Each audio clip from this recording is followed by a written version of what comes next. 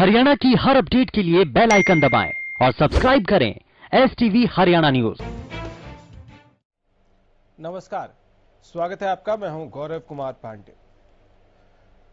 दोपहर को जब आप अपने घरों से बाहर निकल रहे होंगे तो आपको घर वाले कहते होंगे कि भरपेट खाना खा लो, सिर पे कोई कपड़ा डालो, मास्क तो लगाना ही है और अच्छे से रूह अफ़ज़ा, पानी, जूस पी लो, तभी बाहर जाना, वरना गर्मी की तपिश से तबीयत खराब हो जाएगी।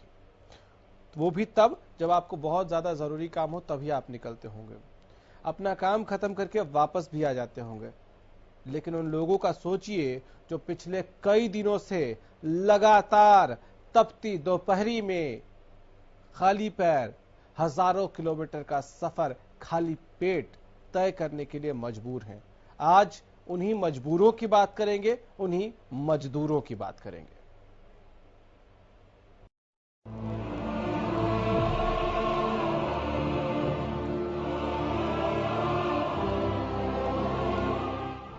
मजबूरी, लाचारी, भूख और घर लौटने की चाहत क्या होती है, इसका अंदाजा मजदूरों के हालात से लगाया जा सकता है। न खाने की चिंता, न आराम करने की फिक्र और न ही रास्ते में होने वाले हादसों का टेंशन। चलते जाना है जब तक घर की चौखट न दिख जाए। वो लोग खुशनसीब हैं जो अपने घर पर हैं, जिन्हें 3 वक्त का खाना नसीब हो रहा है। लेकिन जरा सोचिए, कोई इंसान सुबह से उठकर खाने के लिए लाइन में लग जाए और जब खाना लेने की बारी आए तो खाना खत्म हो जाए। वहाँ खाना पानी नहीं मिलता सर। दो तीन दिन लाइन में लगे सर। वहाँ लाइन में लगने के बाद खाने का नंबर आता तो खाना ही खत्म हो जाता। ये आंसू है उस मजदूर की जो बड़े बड़े शहरों को सजाया, संवारा, लेकिन जब बारी इस शहर को सहारा देने की आई तो उसने उसे उसके हाल पर छोड़ दिया। यही वजह है कि मजदूरों का पलायन जारी है। पंजाब और हरियाणा से लगातार मजदूर पलायन कर रहे हैं। पलायन करते हुए मजदूरों की ये लंबी लाइन सोहना के तावड़ू की है। प्रदेश की सीमाएं सील हैं, फिर भी भूखे मजदूरों के पलायन को रोक नहीं पा रही। बस एक ही धुन सवार है, घर पहुंचना है। महेंद्रगढ़ से आप आ रहे हैं? हाँ जी। और जाएंगे कहाँ पे? जी बरेली के आगे शाहजहानपुर जाएंगे जी। तो आप कब से चले आ रहे हैं? 5 बजे चले थे। कब, आज या कल? कल। अच्छा, तो कहीं रास्ते में खाना वाना कुछ मिला? नहीं मिला। आप पैदल ही चले आ रहे हैं? पैदल ही आ रहे हैं कल से। हम झज्जर से आ रहे हैं। तो आप कितने दिनों पहले चले थे? 3 दिन पहले, 3 दिन हो गए आज। तो कोई गाड़ी वगैरह आपको नहीं मिली? कुछ नहीं मिला साहब। तो आप आगे जाओगे कहाँ? हम लोग MP जाना है। तो झज्जर तो इधर पड़ता है, फिर आप इस रास्ते से कहाँ से आ रहे हो? हम लोग भटक गए साहब रात में, तो वहाँ रेवाड़ी पहुँच लगे। जरा सोचिए कि इन मजदूरों पर किस तरह की मार पड़ी है। पहले लॉकडाउन की वजह से काम धंधा बंद हो गया, घर जाने के लिए चले तो सवारी नहीं मिली और जब पैदल ही घर जाने की ठानी तो रास्ता भटक गए। ऐसे में इनके दिल पर क्या गुजरती होगी, इसका अंदाजा आप खुद ही लगा सकते हैं। अब जरा अंबाला की ये तस्वीर देखिए। यहाँ पंजाब से मजदूर अपने घर जाने के लिए पैदल ही निकल पड़े हैं। हालांकि पंजाब से हरियाणा में प्रवेश कर रहे मजदूरों को लेकर कई बार हरियाणा सरकार ने पंजाब सरकार से एतराज जताया है, लेकिन जनाब ये तो मजदूर हैं, इन्हें घर जाना है और फिर सवारी मिले ना मिले, जब जाने की ठान ली है तो जाना है। अब जरा इस तस्वीर को भी देखिए, कैसे माँ सूटकेस को खींच रही है और इसका लाल इसे पकड़कर चले जा रहा है। क्या हुआ? इन्हें रेलगाड़ी नहीं मिली। माँ है, कोई मदद करे न करे, वो अपने लाल के लिए रेलगाड़ी नहीं तो जुगाड़ गाड़ी तो बना ही सकती है और ये तस्वीर उसी की तस्दीक कर रही है। जान जोखिम में डालकर पैदल घर पहुंचने की सफर पर निकले कई मजदूरों के लिए ये सफर आखिरी सफर साबित हो रहा है। Bureau report, Haryana news.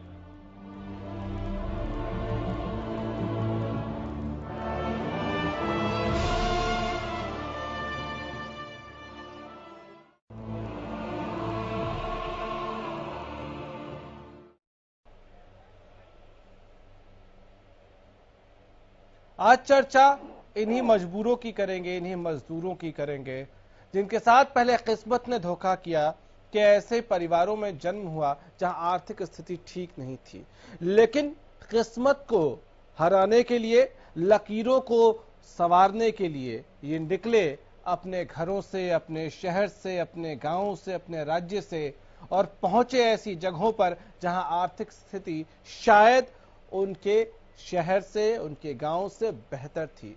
वहां सड़कों को बनाया, बिल्डिंगें बनाई, बड़े बड़े रईस इन्होंने बनाए। ये वही मजदूर हैं जिन्होंने गगनचुंबी इमारतें खड़ी की। ये वही मजदूर हैं जिन्होंने बड़े बड़े सेठ साहूकार बनाए। ये वही मजदूर हैं जिनकी मेहनत की वजह से आज बहुत सारे लोग खुद को लखपति और करोड़पति समझते हैं, फैक्ट्री वाले हैं। लेकिन आज वही मजदूर पैदल गर्भवती महिलाओं को लेकर, छोटे छोटे बच्चों को लेकर उन्हीं सड़कों पर वापस उसी राज्य, उसी शहर, उसी गांव जाने के लिए मजबूर है, मजदूर है। आज इसी पे कर रहे हैं चर्चा। हमारे साथ जो मेहमान इस वक्त मौजूद स्टूडियो में, उनसे आपको मिलवा देते हैं। सोमवीर आर्य साहब हमारे साथ जुड़े हुए हैं और अमित नेहरा साहब हमारे साथ स्टूडियो में मौजूद हैं, वरिष्ठ पत्रकार हैं। सोमवीर आर्य साहब पॉलिटिकल एक्सपर्ट हैं और योगेश कौशिक जी पॉलिटिकल एक्सपर्ट के तौर पर हमारे साथ जुड़े हुए हैं। आज थोड़ा सा मैं परेशान हूं, थोड़ा सा विचलित हूं योगेश जी। इन तस्वीरों को देखकर लगातार बहुत सारे सवाल कौंधते हैं मन में। शर्म क्या उन लोगों को आ रही है जो इन राज्यों के मुखिया हैं या जो इन राज्यों पर राज करते रहे हैं, चाहे वो किसी भी पार्टी के हों। क्या उनको शर्म आनी चाहिए कि आजादी के इतने सालों बाद भी अपने राज्य को वो इस स्थिति में भी नहीं लेके आ पाए कि अपने लोगों को अपने राज्य में रोजगार तक दे पाए, और वो मजबूरी में मजदूरी करने के लिए इतने किलोमीटर दूर आए। पहले वहीं से शुरुआत करेंगे, ये सवाल इस पे आपका जवाब लूंगा, लेकिन पहले फरीदाबाद चलते हैं, जरा दर्द समझने की कोशिश करते हैं। राजा पटेल हमारे संवाददाता हमारे साथ जुड़े हुए हैं। उन्हीं सड़कों पर जिन सड़कों को मजदूरों ने ही बनाया है, वही सड़कें जिन पर आज ये मजदूर खुद पैदल वापस जा रहे हैं। राजा, क्या स्थिति आपके यहाँ? जी बिल्कुल, देखिए गौरव, वाकई में जो स्थिति है वाकई में चिंताजनक है और सरकार को इस बारे में सोचना चाहिए। हम इस वक्त NH2 हाईवे पर खड़े हैं, देख सकते हैं आपकी कितना अंधेरा है, पर मजदूर, ये देखिए, ये मजदूरों को इस पूरे रोड पर, इस पूरे हाईवे पर कहीं ना कहीं इसी तरीके से ये मजदूर यहाँ पर डटे हुए हैं। किसी को झांसी जाना है, किसी को बिहार जाना है। ये मासूम बच्चे आप देख सकते हैं, इनकी पैरों की चप्पलें आप देख सकते हैं कि किस तरीके से घिस गई हैं। ये बताया जा रहा है कि कोई दिल्ली से आ रहा है, कोई नोएडा से आ रहा है, पर इसी तरीके से इस हाईवे पर, इस हाईवे पर, ये जो हाईवे मैं आपको दिखाना चाहूंगा, दिल्ली आगरा हाईवे, इसी हाईवे पर ये पैदल चलते हुए आ रहे हैं। साफ तौर पर जो मजदूर हैं काफी परेशान हैं। आप लोग कहां से आ रहे हैं? हम लोग उत्तम नगर से आ रहे हैं। उत्तम नगर से आ रहे हैं। आप लोग कहां जाना है आप लोगों को? हम लोगों को झांसी छतरपुर जाना है। झांसी छतरपुर कितना दूर होगा? कैसे? 500 किलोमीटर।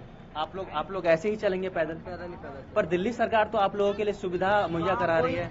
इतने 2 महीने हो गए लॉकडाउन लगे, कोई पूछने नहीं आया कि क्या कैसे हो, क्या हो रहा है, कुछ पूछने नहीं आया अभी तक हम लोगों से।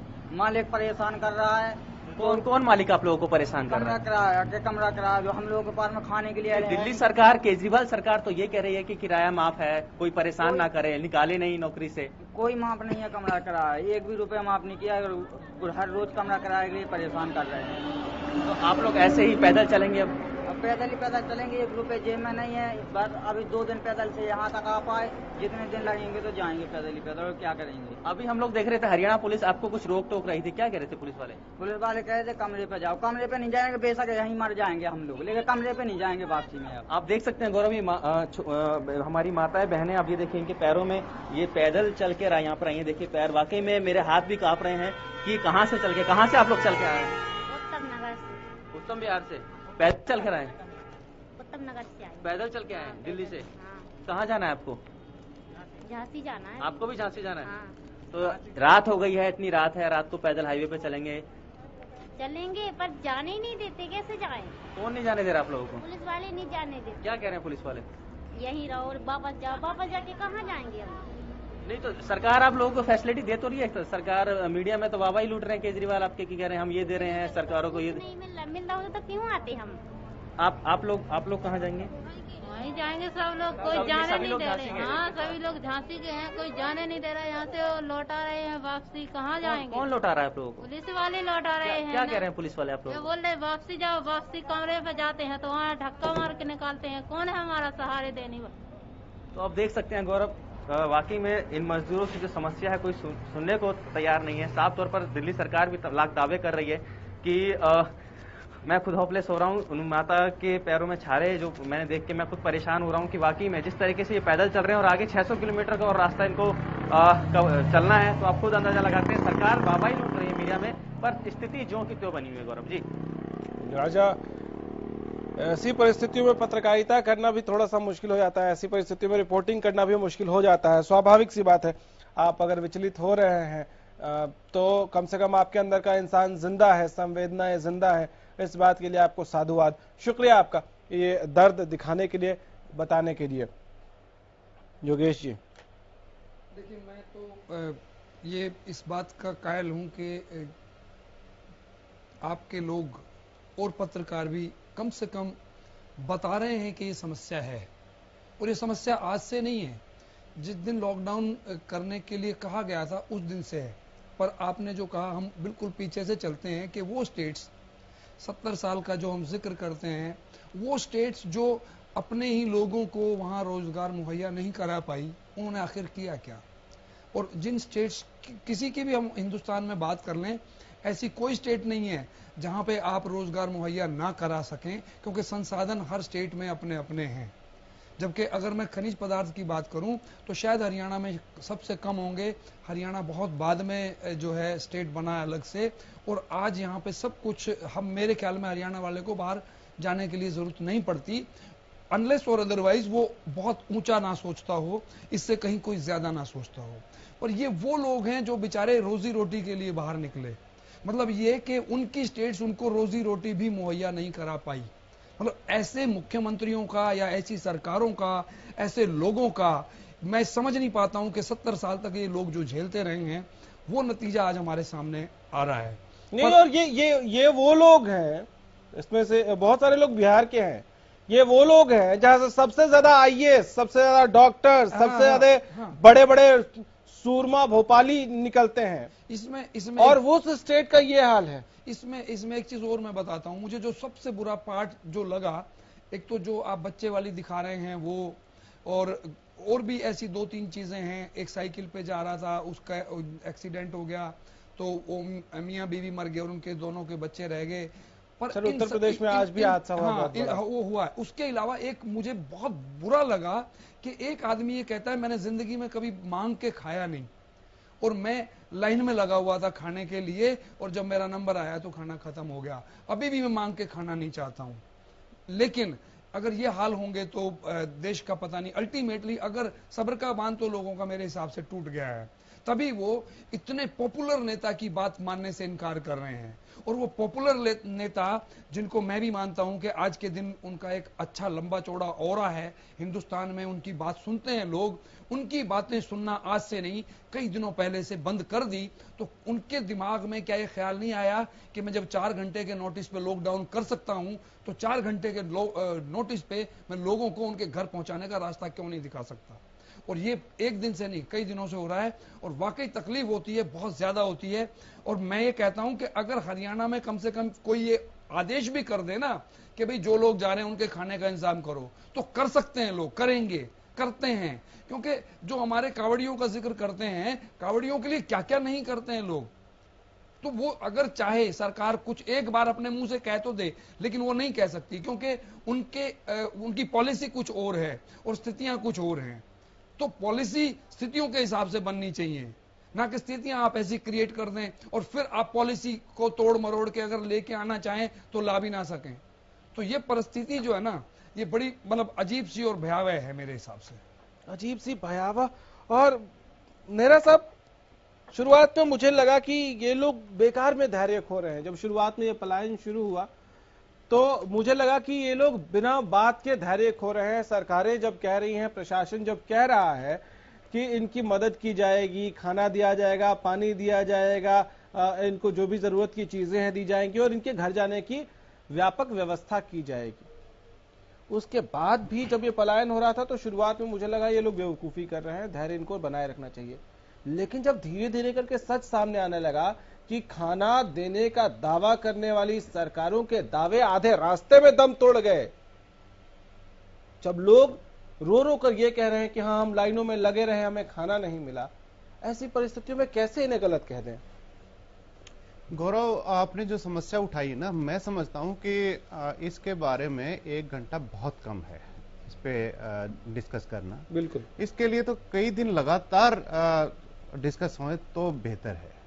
पहली बात तो ये है, मुझे जो लगता है निजी तौर पे, कि इसने हमारे जो शहर हैं और उनकी चमक दमक है उसके खोखलेपन को उजागर कर दिया है। अल्टीमेटली कहां जाएंगे वो लोग? गांव में जाएंगे।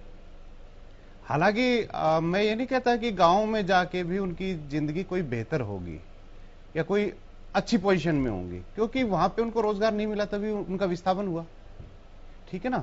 लेकिन क्या है कि 2 तरह की चीजें हैं। एक तो साइकोलॉजिकल प्रॉब्लम, भाई कम से कम अपने देश में तो जाएंगे, अपने गांव में तो सर वहां कम से कम भूखा नहीं मरेगा। जी, मैं वही कह रहा हूं, अनाज मिल जाएगा उसको। गांव आत्मनिर्भर हैं, आत्मनिर्भर रहेंगे। सरकार को शहर जो आगे बढ़ाने हैं, बसाने हैं, इस तरह की चीजों पे काम करना पड़ेगा, पहली बात। दूसरी बात, रोजगार गारंटी वो देश की प्राथमिकता होनी चाहिए। इस पे गंभीरता से अगर पूछा जाए कि कब कब काम हुए, तो मुझे लगता है कि 2 बार काम हुए इस पे गंभीरता से। पहली बार जो कॉन्सेप्ट आया वो राजीव गांधी लेके आए थे, मुझे जहां तक ध्यान है, उससे पहले का मुझे नहीं पता। 1986-87 में एक मिनिमम रोजगार गारंटी वो लेके आए थे कि कम से कम 101 दिन का तो रोजगार मिले हर व्यक्ति को जो मजदूर है। तो उसका आगे जो स्वरूप आया 2005-06 में जो मनरेगा स्कीम आई थी उसके तहत आया। हालांकि उसमें आरोप लगता है दोनों स्कीमों में कि भ्रष्टाचार हुआ भी होगा मनरेगा में। लेकिन उससे क्या हुआ कि इकोनॉमी में पैसा आया, चाहे वो कहें कि 14 पैसे आए, 12 पैसे आए, 2 पैसे आए, कुछ तो आया गरीब के पास। एक ये तो हुआ, एक कंसेप्ट, एक मॉडल तो बना, ठीक है ना। अब क्या है कि देश को जरूरत है कि हर व्यक्ति को रोजगार मिले। और देखिए, एक इंग्लिश की प्रोवर्ब है, ब्लेसिंग इन डिस्गाइज, यानी कुबड़े को लात लगना, हिंदी में उसको कह ले मोटा मोटा, या ये कह लीजिए कि बुराई में अच्छाई ढूंढना। तो हमें बुराई में अच्छाई ढूंढनी पड़ेगी। कैसे ढूंढे सर? अब सुनिए, कैसे ढूंढे और क्या ढूंढे? ये तो तब की बात है जब ये जिंदा पहुंच जाए अपने घर। मैं वही कह रहा हूं, सरकार को सामने आना चाहिए था। आपको ये कह रहा हूं सर, माफी के साथ। मनोज वशिष्ठ हमारे संवाददाता गुरुग्राम से जुड़ गए हैं हमारे साथ। मनोज, शायद देवीलाल स्टेडियम में हैं आप, वो जगह जहां मजदूरों का हुजूम उमड़ पड़ा, सिर्फ एक अफवाह पर भी। भले बिहार के लोगों के लिए रजिस्ट्रेशन जिनका हुआ है सिर्फ उनको बुलाया गया था, लेकिन उम्मीद की एक हल्की सी किरण पर बिहार के अलावा मध्य प्रदेश, यूपी, न जाने कहां कहां के लोग उमड़ पड़े। बिहार के भी वो लोग भी पहुंच गए जिनका रजिस्ट्रेशन तक नहीं हुआ था।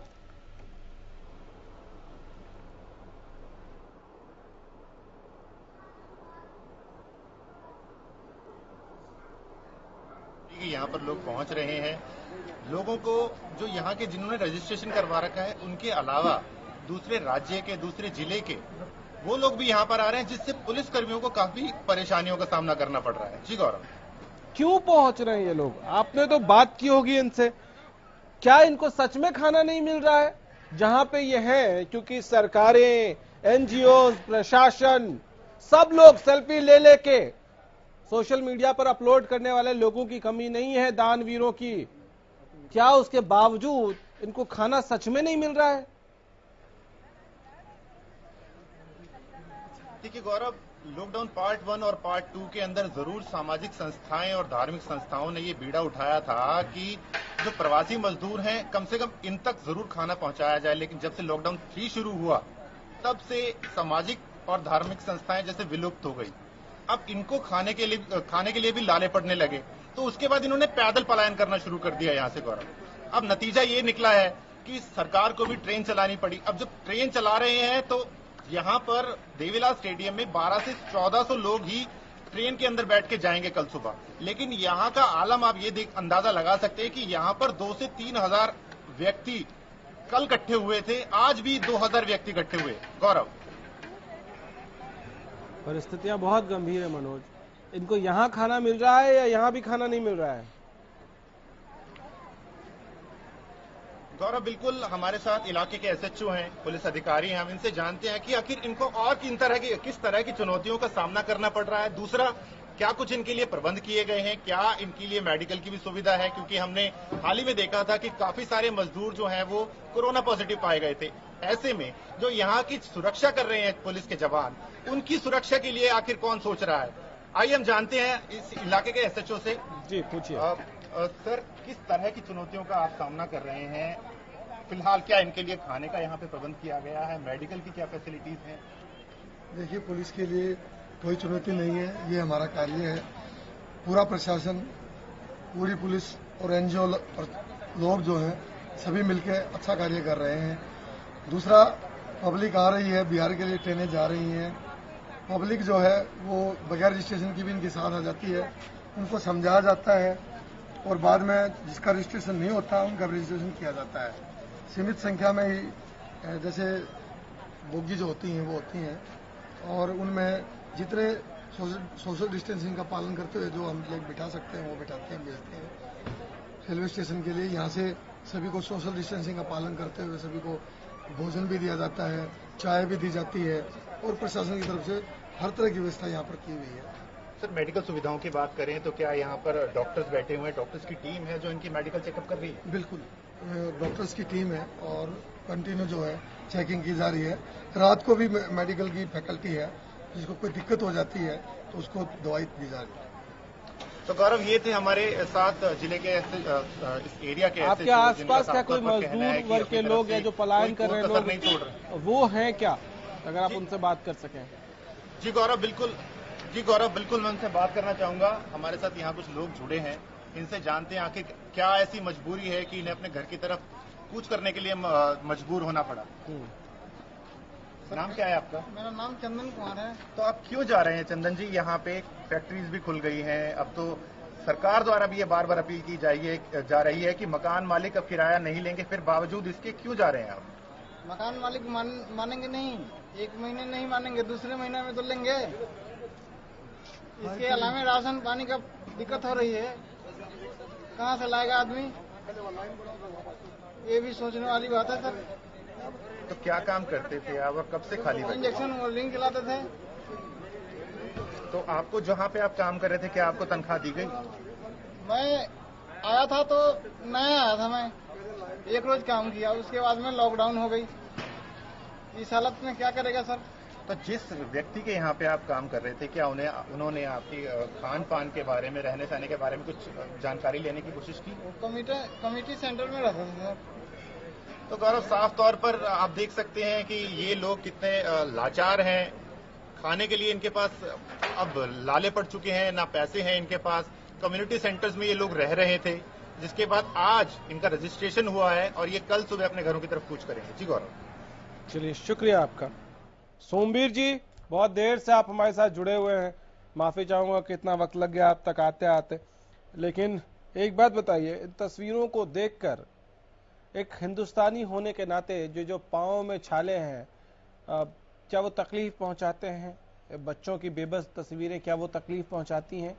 क्या इस तरह से धक्के खाते लोग भूखे नंगे पांव इस तपती दोपहरी में तपती जमीन पर पैदल चलने के लिए मजबूर जो लोग हैं, इनको देखकर तकलीफ होती है?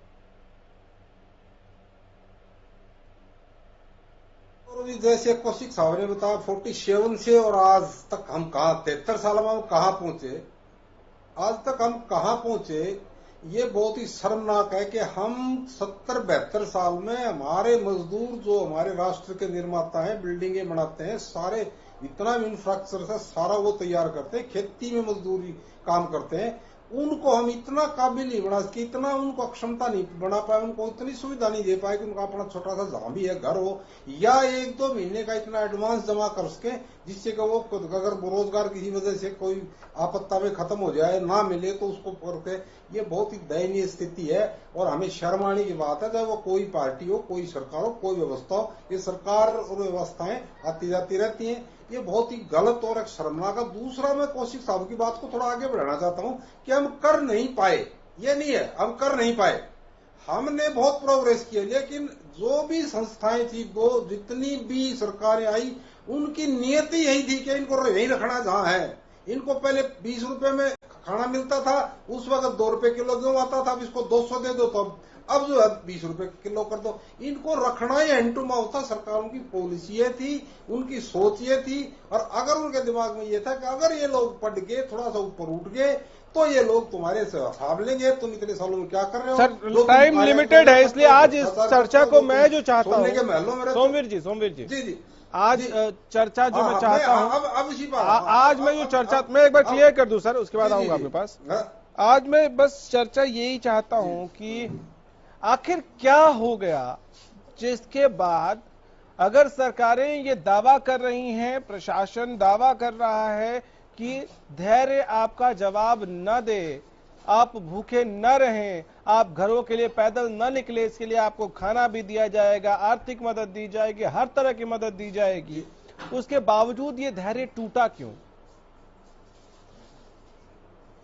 जी गौरव जी, मैं 1 मिनट में पूरी करता हूँ। देखिए ऐसा है कि एक तो जैसे मेरा सामने आता है साइकोलॉजी होती है। जो आदमी अपसेट है, जो रेगुलर काम नहीं कर रहा है, जो घर में बेकार पड़ा है, उसके दिमाग में दिलो दिमाग में ह्यूमन साइकोलॉजी का अपनी जहाँ जन्म भूमि है, वहाँ भाव ही भतीजे चाचे ताऊ है, वहीं पे चल के करें, चाहे वहां पे वो आधे भूखे ही रहे, लेकिन यहाँ से वो कंपेरेटिवली मान सम्मान से रह सकते हैं। एक तो इसके पीछे यार दूसरी जो साइकोलॉजी, दूसरी जो कहानी है वो सरकारों की ये है कि सरकार ने पहले जो लॉकडाउन में और दूसरे लॉकडाउन तक ये था कि इनको, उनकी पॉलिसी थी सरकार की, जो आदमी जहां है वो वहीं रहे, जिसको वहीं पे खाना दिया जाए, वहीं पे रहना दिया जाए और आत्म सम्मान दिया जाए। थोड़ा थोड़ा आहिस्ता आहिस्ता लॉकडाउन खुले तो इनको वहीं पे काम कर दे, माइग्रेंट होने की जरूरत नहीं पड़े। लेकिन वो पॉलिसी नहीं चल पाई। सामाजिक संस्थाओं ने बड़ी अच्छी की है, पहले और दूसरे लॉकडाउन में ठीक करे थे आपके रिपोर्टर।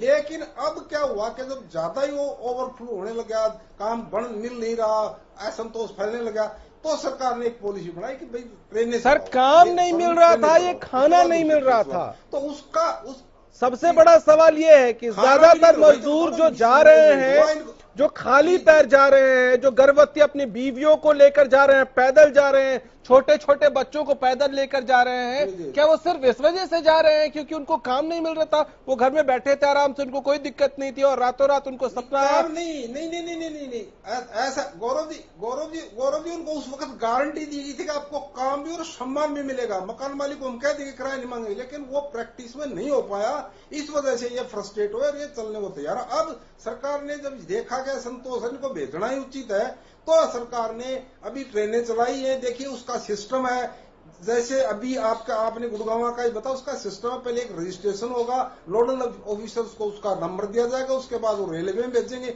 या जैसे भी एक आध कुछ स्टेट में बसें चलाई है। तो अब ये इतना ओवरफ्लो होगा कि वो कंट्रोल नहीं हो पा रहा, हर आदमी जाना चाहता है, लेकिन संसाधन है नहीं, लोग सोशल डिस्टेंसिंग पूरी करनी पड़ती है, उनको दूर 2 मीटर पर बैठाना पड़ता है। जो ट्रेन 10,000 आदमी को ले सकती थी वो सिर्फ 2,000 को लेकर जाएगी। तो ये इस तरह की दिखते हैं शर्मनाक। और आप बिल्कुल ठीक कर रहे हो, एक भारतीय होने के नाते हमारे लिए बहुत बड़ी शर्म की बात। और सरकारों को भी चाहिए कि बहुत अलर्ट हो जाए, राजनीति से भूल के कि किस स्टेट में कौन सी सरकार है, कौन सी पार्टी सरकार है। स्टेट गवर्नमेंट की बहुत बड़ी ड्यूटी है, केंद्र सरकार की ड्यूटी है। देखिए इसमें थोड़ा देख सकते, इसमें केंद्र सरकार ने स्टेट गवर्नमेंट को पिछली बार कहा है कि आप देखिए अपने हिसाब से, अपनी सुविधा अनुसार आप कीजिए। तो स्टेट गवर्नमेंट की सेंट्रल गवर्नमेंट से ज्यादा ड्यूटी बनती है कि वो लेबर के क्लासिफिकेशन करे, कौन रहना चाहता है, कौन जाना चाहता है। जो ज्यादा अर्जेंट जाना चाह रहे हैं, जिनकी ज्यादा दिक्कत है, जो कैजुअल लेबर है, जिनके पास संसाधन नहीं है, उन लोगों को वो प्रायोरिटी बेस पे सेंट्रल गवर्नमेंट से, रेलवे से, दुखद तो यही है कि ऐसा कोई प्रैक्टिकल डेटा क्या है हमारी सरकारों के पास? भेज सकते हैं, ऐसा कोई डेटा है हमारी सरकारों के पास? कोई नहीं है मेरा साहब। ठीक है, आऊंगा सुमित जी, आऊंगा मेरा साहब, गौरव जी यही आज आऊंगा सुमित जी, आऊंगा। आज चर्चा में यही चाहता हूं कि हम करें कि फिर ऐसा क्या हुआ? सरकारें कह तो रही हैं कि हम खाना दे रहे हैं, हम आपको सारे साधन दे रहे हैं, मकान मालिक किराया नहीं मांगेगा, उसके बावजूद ये लोग क्यों जा रहे हैं? पहली बात तो ये है गौरव कि सरकार ये बताए कि वो किस आधार पे मकान मालिकों को कह रही कि आप किराया मत ले। क्या उनका ये तर्क, उनका ये आदेश कोर्ट में ठहरता है? किसी कानून के तहत ठहरता है? मतलब ये सिर्फ झूठ है, बकवास है, धमकी है, ये गीदड़ भभकी है। पहली बात, पैसे का काम पैसे से होगा, या तो बेल आउट पैकेज दो, उसमें मकान मालिक को पैसा दे दो, जिस मजदूर को जितना किराया देना हो दे उससे। लेकिन ये कुछ नहीं है, ये आप जो बात कह रहे हो ना कि एश्योरेंस किस बेस पे दे। आप एक और चीज देखिए इसमें, आज के दिन तक कोरोना वायरस के खिलाफ ना तो कोई दवाई है और ना कोई वैक्सीन है। सारी लड़ाई किस पे लड़ी जा रही है? डेटा के आधार पे, आंकड़ों के आधार पे। विश्व का हर देश, उसका एक अपना डाटा है कि फला तारीख तक हमारे यहां इतने संक्रमित हो जाएंगे व्यक्ति, इतने के आसपास डेथ हो जाएगी, इतने दिन में हमारी जो एक कर्व है फ्लैट हो जाएगी और इतने दिन के बाद स्थिति काबू में आने लग जाएगी। आप अमेरिका का मॉडल देख लीजिए। सर छोड़ दीजिए, आप सुनिए। पहली बात, हाँ। जब तक इस बात पे चर्चा नहीं करेंगे ये बात बेमानी है। वहां पे क्या है कि रोजाना प्रेस कॉन्फ्रेंस हो रही है, डोनाल्ड ट्रंप रोजाना प्रेस कॉन्फ्रेंस कर रहे हैं और वो हर बात का जवाब देते हैं। उनके साथ भारी भरकम फौज होती है। जो एंथनी फॉसी हैं वहां पे संक्रामक बीमारियों के जो विशेषज्ञ हैं, 1986 से लगातार जो व्हाइट हाउस में बने हुए हैं संक्रामक रोगों के विशेषज्ञ, वो खुल के बात बताते हैं। और एक बार जब एंथनी फॉसी ने यह कह दिया था कि अमेरिका में इस बीमारी से 1 लाख से लेके 2,20,000 आदमी मर सकते हैं, तो डोनाल्ड ट्रंप उनसे नाराज हो गए कि आपने सार्वजनिक रूप से यह बात नहीं कहनी चाहिए थी, इससे पैनिक फैलेगा। लेकिन वो सच साबित हो रही है। लेकिन उन्होंने ये भी कह दिया था कि इतने टाइम के बाद हम चीजों को संभाल लेंगे। भारत में ऐसी कब बात हुई? भारत की आप क्रोनोलॉजी देखिए। 17 मार्च को एक खबर आती है, 17 मार्च 2020 को, कि प्रधानमंत्री मोदी राष्ट्र के नाम संबोधित करेंगे। कब करेंगे? 20 मार्च को 8 बजे रात के। 3 दिन, 20 तारीख आ गई। 20 को उन्होंने क्या कहा कि 22 तारीख को जो संडे है जनता कर्फ्यू लागू होगा। बीच में कितने दिन? 2 दिन। 22 तारीख को एक नाटक किया। उसके बाद क्या हुआ कि फिर आए वो अवतरित हुए और 24 तारीख को, और बोले कि 4 घंटे बाद लॉकआउट है पूरे इंडिया में। अब मेरी बात समझिए, 1 हफ्ता गुजार दिया। अगर वो 1 हफ्ता वेस्ट जो हुआ उसमें अगर ये धीरे कह देते भाई स्थितियां हम काबू में ले रहे हैं और जिसको जाना है वो आप अपने गंतव्य पे चले जाए, और उससे पहले 1 हफ्ता और भी था। क्योंकि जब पूरा विश्व पुकार रहा है, ये खुद 19 जनवरी को इन्होंने स्क्रीनिंग शुरू कर दी थी एयरपोर्ट्स पे कि चीन से जो आएंगे उनकी हर यात्री की स्क्रीनिंग होगी। उसके बाद 10 दिन के बाद सभी एयरपोर्ट्स पे इन्होंने स्क्रीनिंग शुरू कर दी थी। इनको पता था इन्फेक्शन आ रहा है, तो इनको अपने लोगों की चिंता नहीं थी। इनको पहले ही तैयार हो जाना चाहिए था कि भाई जिसको जहां जाना है, या जो फैक्ट्री ओनर हैं, जो मजदूर हैं, वो तैयार रहे। मतलब आपको लगता है कि ये अविश्वास का भाव है? अविश्वास नहीं, इंफॉर्मेशन टाइमली नहीं दी। नहीं, आज की डेट में इन मजदूरों को, आज के दिन तो इनके हाथ में कुछ रहा ही नहीं, सरकार के हाथ में। वो तो इनके हाल पे छोड़ दिए, भाई तुम मरो कटो हमें नहीं पता। ठीक है, एक छोटा सा ये हुआ, रोक रहा हूं, छोटे सा ब्रेक का वक्त हो गया। एक छोटा सा ब्रेक लेंगे, लेकिन लौट कर आएंगे तो समझने की कोशिश करेंगे कि इस मौत के सफर पर निकलने के लिए, जानते हैं ये लोग, जो लोग पैदल निकले हैं, ये सफर आसान नहीं होगा। हजारों किलोमीटर इस गर्मी में चलना आसान नहीं होगा, भूखे पेट चलना आसान नहीं होगा, प्यासे गले के साथ चलना आसान नहीं होगा, अपने घर पहुंचना आसान नहीं होगा। फिर भी चल रहे हैं। कितनों की मौत हो रही है, किसी की सड़क हादसे में, किसी की किसी और कारण से। लेकिन फिर भी ये अगर मौत के सफर पर चल रहे हैं, कारण क्या है? छोटे से ब्रेक के उस पर।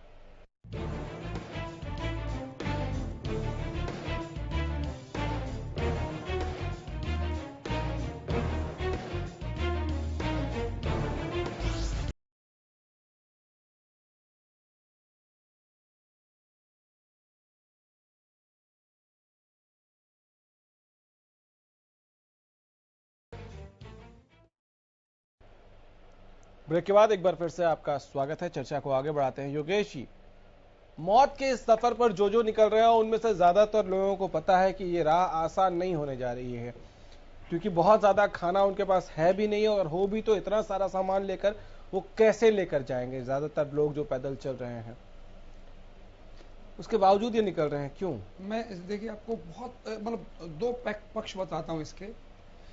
मैं खुद मतलब अपना भी एक तजुर्बा बताऊं कि मैं विदेश गया तो, लेकिन जैसे ही हिंदुस्तान की धरती पे उतरा मुझे इतनी खुशी हुई कि जितनी मुझे वहां पे यूरोप घूमने में नहीं हुई होगी। अपनी मातृभूमि अपनी जगह होती है, नंबर 1। नंबर 2 बताता हूं मैं आपको। सेकेंड वर्ल्ड वॉर के ऊपर बहुत सारी फिल्में बनी हैं जिनमें जो कैद कर लिए गए थे वो लोग भागे थे। वो मैंने कई फिल्में देखी, उनमें क्या है, उसमें यह है कि रोटी भी मिल रही है, लेकिन क्या है कि उनको ये लगता है कि पता नहीं कितने दिन का है, क्या है, मैं जीऊंगा नहीं जीऊंगा, let me try my best. और वो अपनी कोशिश में बाहर निकलते हैं और अपने घर पहुंचने तक कुछ पहुंचते हैं, कुछ मरते भी हैं। ये ऐसा ही भयावह स्थिति सरकार ने उनके सामने पेश कर दी, क्योंकि अगर आप आखिरी बयान समझें उसके बाद ज्यादा अफड़ा तफड़ी मची है। सर ये जब तो सरकार और ज्यादा शर्मनाक है कि आजादी के इतने सालों बाद एक ही देश में अलग अलग हिस्सों में रहने वाले लोग अगर उस हिस्से को अपना मुल्क न मान पाए। ये तो मैं कह रहा हूं, ये तो शर्म की बात हम सबके लिए है कि हम उनको ये साबित नहीं कर पाए कि आप हिंदुस्तानी हैं। हम तो उनको ये समझा पाए आज तक कि तू बिहारी है, तू यूपी का है, तू झारखंड का है, तू हरियाणा का है। हम यही नहीं समझा पाए कि तुम भारतीय हो। जिसका नारा लगाते हैं ये लोग, जो भी जब भी अभी इलेक्शन आने दो फिर देखना, और ममता जी तो कहती हैं, तो इनको मतलब मैं इस बात पे हैरान नहीं हूं, क्योंकि आजकल तो यही चल रहा है। पहले हिंदू मुसलमान होता था, अब ये बिहारी यूपी ये सारा का सारा हो गया है। मतलब उन लोगों को उस स्टेट पे ही विश्वास नहीं रहा। और जो ये बात कर रहे थे अभी नेहरा साहब या आपके जो पत्रकार भी कर रहे थे, क्या है कि लोगों में जब एक समय ऐसा आया, मोदी जी ने स्पष्ट कह दिया कि भाई आपको कोरोना के साथ जीने की आदत डाल लेनी चाहिए। मींस बाय आप जिंदा भी रह सकते हैं, आप मर भी सकते हैं। स्पष्ट है ये बात कि हमें कोरोना के साथ जीना है, जिएंगे या मरेंगे हमें नहीं मालूम। तो लोगों को ये लगा कि अगर मरना ही है तो अपनी मिट्टी में जाके अपनी मातृभूमि से सबको प्यार होता है। इससे बड़ा प्यार मैंने दुनिया में नहीं देखा है। रोंगटे खड़े हो जाते हैं जब आपका तिरंगा लहराता है या आपका गाना राष्ट्रगान बजता है। तो आप ये समझिए जब आप अपनी भूमि पे पहुंचते हैं ऐसी जगह पे कि आप मर सकते थे और जिंदा वहां पहुंच गए हैं। ये तजुर्बा उन लोगों से पूछो जो कभी लड़ाई के अंदर, मतलब मुझे किसी ने बताया था कि चाइना की लड़ाई में वो गुम हो गए थे और 20-30 साल के बाद जब आए तो उनके रोंगटे खड़े हो गए थे, उनके भी और घर वालों के भी। तो ये लोग जो अभी कर रहे हैं ये ऐसी ही स्थिति सी पैदा हो क्या गई है। भूखे रहने की वजह से इनको जाना पड़ रहा है। बिल्कुल मैं उसका भूखे का मैं जवाब देता हूं।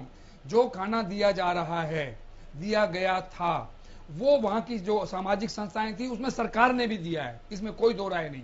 मैं ये बिल्कुल नहीं मान सकता कि सरकार ने कुछ भी नहीं किया। सरकार ने खाना दिया है। अगर आप ध्यान से देखें, हरियाणा के अंदर जो है वो भूख की वजह बहुत कम लोग बताएंगे, पर ये वजह ज्यादा बताएंगे कि हरियाणा के साथ तो एक और प्रॉब्लम है। पंजाब के बॉर्डर से लगातार जिस तेजी के साथ हरियाणा में तो आने के बाद एटलीस्ट पुलिस उनको शेल्टर होम्स में पहुंचा रही है, उनको खाना दे रही है, उनके घर जाने के लिए जो प्रक्रिया है उस प्रक्रिया में उनको डाल रही है एटलीस्ट। तो मैं और यहाँ गृह मंत्री चिल्ला रहे हैं कि यार पंजाब के लोगों में, पंजाब में तो कर्फ्यू, उसके बावजूद नदियां, नाले, तालाब, जंगल पार करके लोग कैसे पहुंच रहे हैं यहाँ। अरे गंगा जी 1-1.5 किलोमीटर की चौड़ाई की हैं, उसमें से लोग पार करके जा रहे हैं आगे जाके। तो उनका हाल सोचो। इसका मतलब क्या है कि वो मौत से नहीं डर रहे हैं अपने घर पहुंचने के लिए। अभी मैं अपने हरियाणा की आपने जिक्र कर दिया, तो मैं तो ये बिल्कुल स्पष्ट कहता हूं कि मोदी जी से अच्छा विजन तो मनोहर लाल जी का है, जिन्होंने कम से कम ये तो सोच लिया कि अगर ये लोग चल ही दिए तो मैं क्या करूं। मोदी जी तो उस पर अब कुछ बोल ही नहीं रहे हैं। 20 लाख करोड़ का मैंने पैकेज दे दिया, उनको ये मिल गया, इनको ये मिल गया, और मिला किसी को कुछ नहीं। कम से कम सबसे पहले रोटी तो दे दो आप, और उस रोटी का प्रोविजन जो है, मुझे खुशी होती है आज हरियाणवी अपने आप को कहने में, क्योंकि हरियाणा में कोई ये नहीं कहेगा कि भाई मैं भूखा मर गया था। जो भी जा रहे हैं वहां उनको ये शिकायत तो जरूर होगी कि भाई मेरे को मकान मालिक ने किराए के लिए कहा। मैं उसका भी किस्सा बता दूं, जो लोग नौकरियां करते थे ना बेचारे, मकान मालिक से ज्यादा वो लोग क्या जिम्मेदार नहीं जिनको इन्हीं मजदूरों ने अमीर बनाया, रईस बनाया, उनकी फैक्ट्री उनसे चल रही है, उनका बिजनेस उससे चल रहा है, उस मजदूर की वजह से। क्या इतना मुश्किल था सच में? ये फिर वहीं पे बात आ जाती है कि बड़ी बड़ी कंपनीज को प्रॉफिट में लाने के लिए इन लोगों ने वायलेशन जो किए हैं और अब नया वायलेशन करने जा रहे हैं लेबर लॉ से, वो प्रॉब्लम है उसकी। मैं इसलिए नहीं कह रहा हूं कि फैक्ट्री मालिक जो है वो कंजूस है, ये नहीं कर सकते। नहीं, फैक्ट्री मालिक के साथ रहते वो लोग, तो सरकार के लिए आसान हो जाता कि वो फैक्ट्री मालिक को बोले कि हम आपकी मदद करेंगे, आपके यहाँ जितने मजदूर हैं आप उनको खाना खिलाइए, आप उनको रखिए। फैक्ट्री मालिक को, क्योंकि वहां एटलीस्ट सरकार को एक प्रॉपर उनके पास डेटा होता मैं बड़ी फैक्ट्री का उदाहरण देता हूं, मारुति जैसी फैक्ट्री ने अपने जो परमानेंट एम्प्लॉइज हैं उनके पैसे तो दे दिए, लेकिन जो कैजुअल हैं जिनकी तादाद बहुत ज्यादा है, वो कैजुअल को वो पैसा तो वो कॉन्ट्रैक्टर देगा, वो तो देंगे नहीं। और कॉन्ट्रैक्टर कब देता है? जब उसका बिल तैयार हो जाता है, बिल फिर सर वो पे करते हैं, उस बिल के ऊपर ESI PF देना पड़ता है, वो भी सरकार को देगा। वो कहां से देगा कॉन्ट्रैक्टर?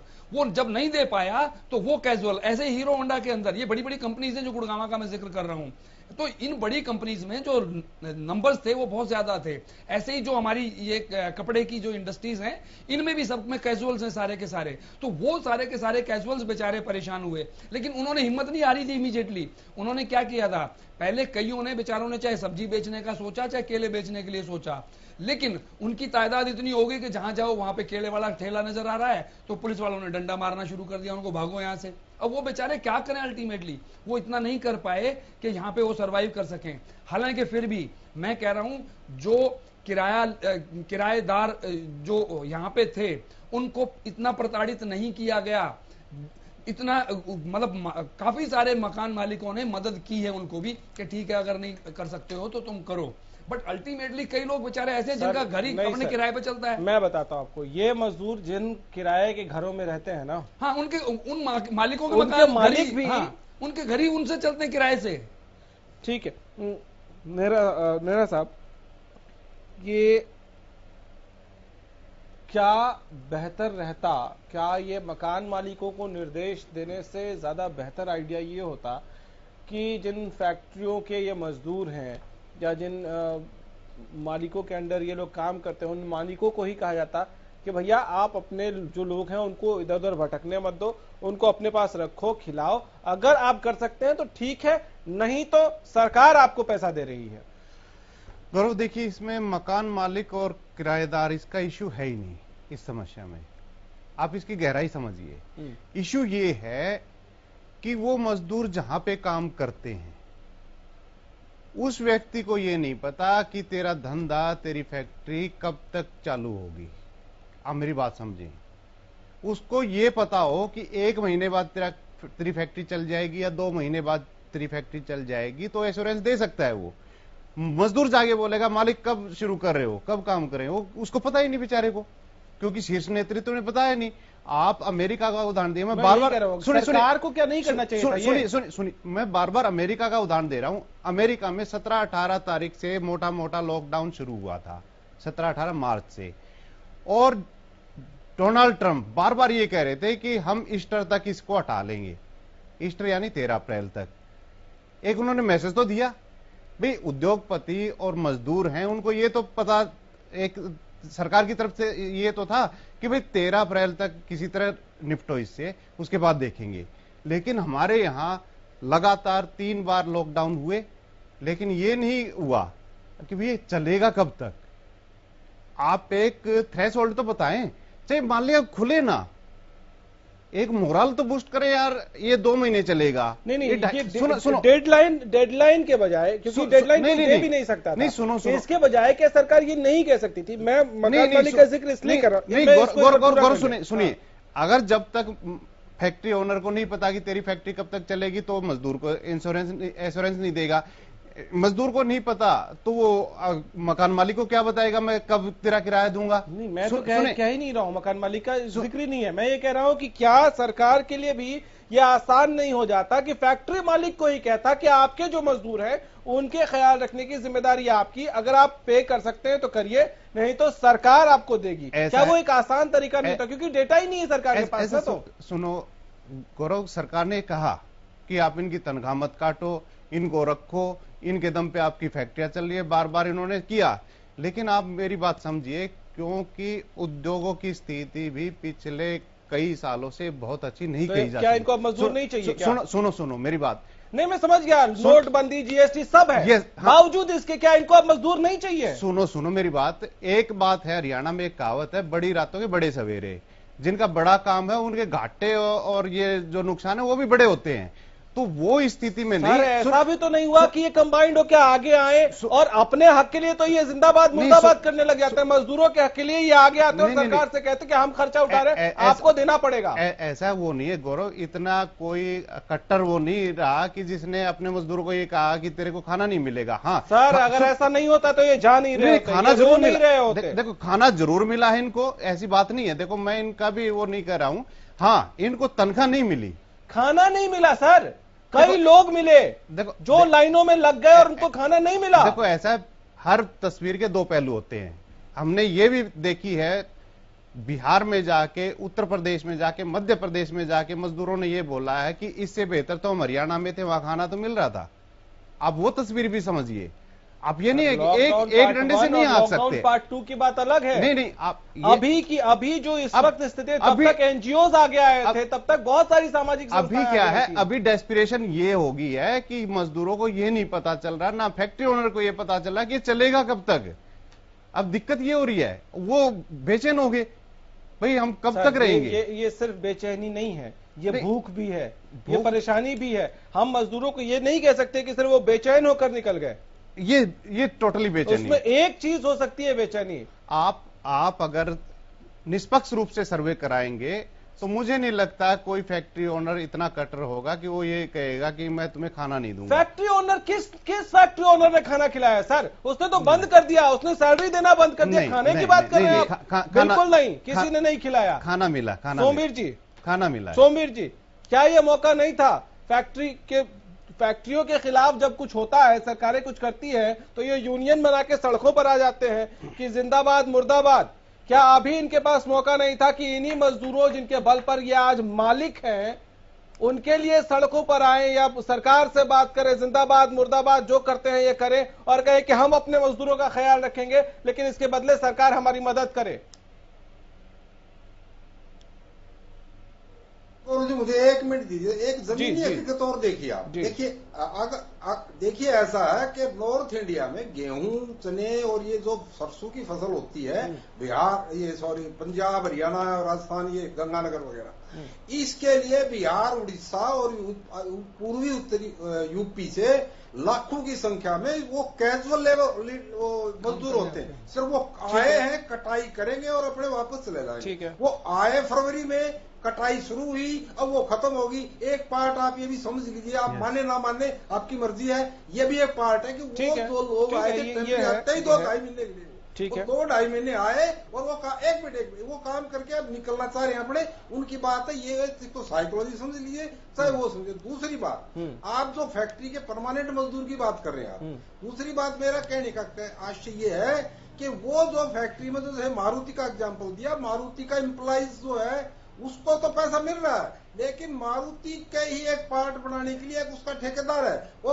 ठेकेदार का एक सब ठेकेदार है। जो सब ठेकेदार इकट्ठे करके लाता है मजदूर, वो सब ठेकेदार बीच से निकल गया, वो जो कड़ी थी। ऐसे ही अगर एक रोड बन रहा है, HBC कंपनी को कॉन्ट्रैक्ट मिल गया 10 किलोमीटर हाईवे का, उसमें मिट्टी गिरने वाला सब कॉन्ट्रैक्ट और है, ट्रक वाला और है, पानी वाला अलग है। तो वो जो सब कॉन्ट्रैक्टर है उन्होंने इन मजदूरों का साथ छोड़ दिया। मेन जो ओनर है, दूसरा जो ये जो आप बड़ी बिल्कुल सही बात है, जिंदाबाद जिंदाबाद करते हैं ये यूनियन के ठेकेदार, इतने बड़े नेता, और जब कोई भी बात होती है सरकार के खिलाफ, फैक्ट्री के खिलाफ, इतना खड़े हो जाते हैं, तोड़ फोड़, मारुति में कत्ल तक हो गए थे, कितने लोग मर गए थे। आज किसी यूनियन ने कहा हो कि मेरे मजदूर संगठन में आता हूं, हमारी यूनियन के पास इतना फंड है, ये लो खाना खा लो, या कोई 10 आदमी यूनियन का नेता इकट्ठा होकर कोई बयान आए हो कि चलो मारुति के मैनेजमेंट के पास चलते हैं, उस कंपनी के पास चलते हैं। तो आप देखिए सारा ही काम सरकार पे डालना, मैं यहां बैठ के आलोचना कर सकता और करते हैं, लेकिन कोई ये कहे कि जी सरकार ने तो 13 को नहीं कहा, 25 को नहीं कहा, 18 को नहीं कहा। देखिए ये जो सरकार का जो नहीं, मैं ये कह रहा हूं सोमवीर जी, क्या इससे सरकार का काम भी आसान हो जाता? सबको अपनी अपनी जिम्मेदारी लेनी चाहिए थी, चाहे वो फैक्ट्री वाला हो, ठेकेदार हो, इन सबको आगे आना चाहिए था और जिम्मेदारी लेके कहना चाहिए था कि हमारे पास 100 मजदूर है, हम ख्याल रख रहे हैं, सरकार हमको सब्सिडी दे। और बिल्कुल सही बात है, सरकार का तो मेन पार्ट है ही है बिल्कुल, लेकिन इसके साथ साथ इनका फिर एक इंडिविजुअल जो आदमी जा रहा है, जैसे नहरा साहब ने बताइए, इसको मैं थोड़ा सा समर्थन करता हूँ कि आम जो जा रहा है उसको भी तो यही सोचना है कि तो गुड़गांव में बैठा खाना तेरे को मिल रहा है। अगर और तू रास्ते में निकल गया, तेरे को फरीदाबाद से आके यूपी हरदोई गया, वहां मिलेगा कि नहीं मिलेगा? जब सरकार ने कहा अभी कि भाई आपके लिए ट्रेनें लगाई जा रही है, कहा कहानी लगाई जा रही है, स्टेट गवर्नमेंट को ये डायरेक्शन दिया भाई आप स्टेशन तक इनको पहुंचाओ, और रास्ते में जहां तक सवाल है उनको सैनिटाइज करो और सोशल डिस्टेंस, तो इनको भी थोड़ा सा धैर्य रखना चाहिए। देखो इंसानियत है, इनकी भी अपनी व्यक्तिगत कोई ड्यूटी बनती है, और सरकार की क्या ड्यूटी है? सारी ड्यूटी भूखे मजदूरों की ही बनती है क्या सर? सबसे बड़ी चीज नहीं, सारी ड्यूटी क्या भूखे मजदूरों की बनती है? आपको लगता है कि सिर्फ धैर्य खोने की वजह से कोई बच्चा नंगे पैर 8 साल का, 4 साल का, 3 साल का, उसका बाप उसको लेके जाएगा हजारों किलोमीटर, अपनी प्रेग्नेंट बीवी को लेके जाएगा? नहीं सर, मैं इस बात से सहमत नहीं हूँ। कौशिक जी, मैं ये कह रहा हूँ, धैर्य वाली बात जो है ना, धैर्य तो लोग खो चुके हैं। मेरी सुनिए, सरकार की जो गलती है इससे भी ज्यादा सरकार की गलती नहीं बोल रहा हूँ मैं तो बोल ही नहीं रहा हूँ। मैं तो ये कह रहा हूँ कि जिन फैक्ट्रीज में ये काम करते थे, जिनके अंडर ये काम करते थे, उनको क्या लीड नहीं लेना चाहिए था? उनको क्या आगे नहीं आना चाहिए था? और सरकार को कहना चाहिए था कि हमारे पास इतने लोग हैं, हम ख्याल रख रहे हैं, आप हमें मदद कर दो। ये एक चैरिटी का समय था, ये एक था समय। मारुति जैसी कंपनी की जो कैंटीन है, ठीक है आर्य जी, ठीक है, मारुति जैसी कंपनी जिसकी कैंटीन है, जिसके पास मेरा मानना है कि कैपेसिटी कम से कम 50,000 लोगों का खाना बनाने की है, ठीक है। ये गवर्नमेंट के भी लैक ऑफ प्लानिंग में मानता हूं कि उनके दिमाग में किसी का आया ही नहीं कि हम इनको भी कर सकते हैं। ऐसे ही हीरो होंडा की जो है, उनके पास भी इतनी बड़ी प्लानिंग है, ठीक है। चलो इन दोनों को छोड़ देते हैं हम, वो उन्होंने नहीं किया। पर जो ये कह रहे हैं, मैं कह रहा हूं पार्ट फर्स्ट और पार्ट सेकंड को छोड़ दें तो मेरा मानना है कि गवर्नमेंट कंप्लीटली इनकी सारी प्लानिंग कोलैप्स कर गई है। इनकी कोई प्लानिंग ही नहीं थी। जैसे नेहरा साहब ने कहा ना कि मैं मन में आया, पहले दिन तो सर उन्होंने, मेरा मानना है कि उन्होंने चेक किया था कि लोग मेरे पीछे कितने हैं, तो वो उन्होंने एक बार बंद करा के चेक कर लिया, हाँ भाई मेरे पीछे लोग हैं। तो लेकिन अब क्या है कि मेरा मानना यह है कि बिल्कुल सारा सरकार पे किसी को विश्वास नहीं रहा, सारी की सारी प्लानिंग इनकी कोलैप्स कर गई, और शायद इनकी प्लानिंग एंड कोऑर्डिनेशन भी नहीं है। एक स्टेट से चलते हैं, दूसरी स्टेट में क्या है पता ही नहीं है। जहां एक ही यूनिट कोऑर्डिनेट कर रही है वहां ठीक है, हवाई जहाज से बुलाए, आपने क्वारंटाइन में रखा, 14 दिन के बाद घर भेज दिए। लेकिन जो बेचारे बसों से या ट्रेन से जा रहे हैं उनका तो हाल पूछो, दिल्ली में उतर गए, गुड़गांव आने का कोई तरीका ही नहीं है। सो प्लानिंग और कोऑर्डिनेशन बिल्कुल जीरो। 10 सेकंड। एक सबसे बड़ी बात यह है कि इस सारे प्रकरण में यूपी गवर्नमेंट ने मजदूरों को खूब डराया है, क्योंकि वहां पे जो 3 साल के लिए निलंबित कर दिए श्रम कानून, जो लेबर लॉ है, वो 3 साल के लिए निलंबित कर दिए यूपी सरकार ने। तो मजदूरों को ये हुआ, कभी हरियाणा ये मॉडल अडॉप्ट ना कर दे, वहां पे हायर एंड फायर की पॉलिसी लागू होगी आज यूपी में। उनको ये है कि विकास का पहिया रुक जाएगा, तो उसका इतना डर हरियाणा में बैठा कि इससे बेहतर है कि ये। सर आपको लगता है कि यहाँ रेडी में काम करने वाला मजदूर, डेली बेसिस पे काम करने वाले मजदूर को इतनी समझ है कि वो उत्तर प्रदेश में कौन सा कानून लागू हो गया उसकी? ऐसा है जी, जो बाहर रहते हैं उनकी समझ हमारे से ज्यादा होती है।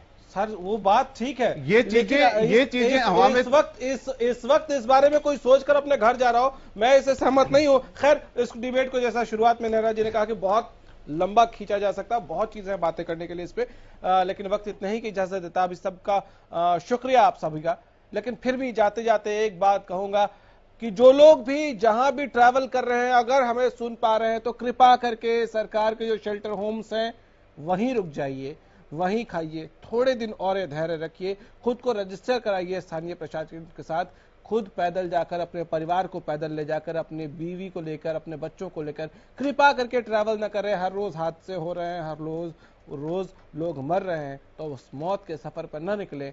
हो सके तो कुछ दिन और मजबूरी में ही सही काट ले, कम से कम सुरक्षित अपने घर पहुंच जाएंगे। फिलहाल इतना ही, इजाजत दीजिए, नमस्कार।